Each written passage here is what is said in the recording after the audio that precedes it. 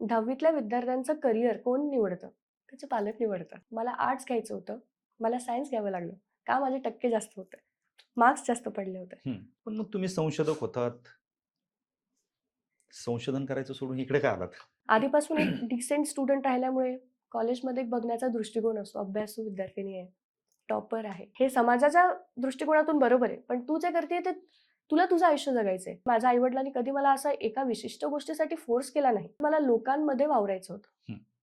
मला असं कुठलं अलिप्त असं करिअर नको होतं, की मी फक्त माझा परिवार भाषण सुरू करण्याच्या आधी 1 सेकंद जेव्हा मी पूर्ण असा अ, तो हॉल पाहिला, मला ॲक्चुअली आपला देश दिसत होता. आता जे काही युवा धोरण आहे त्याच्यावरती स्पेशल आमंत्रित सदस्य म्हणून तुमची नियुक्ती आहे.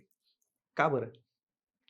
ते काय पाहिलं तुमच्यात? आपण असो नसो, कुणाच्या तरी आयुष्यात काहीतरी सकारात्मक बदल घडावा, इतकीच प्रामाणिक इच्छा. घर सांभाळावं, का बाहेरची लोकं सांभाळावी, की आपल्या स्वप्नांकडे बघावं, की आपल्या फिजिकला बघावं, ह्या सगळ्या गोष्टीमध्ये जो तो सर्कल सुरू आहे, तो प्रवास कधी संपणार आहे आणि याचं डेस्टिनेशन काय आहे, कोणालाच माहिती नाही. तुम्हाला असं नाही वाटत की महिलांनी पण मानसिकता बदलणं गरजेचं आहे? करियर सिलेक्ट त्यांनी इंटरेस्टप्रमाणे करावं आणि मार्केटप्रमाणे करावं.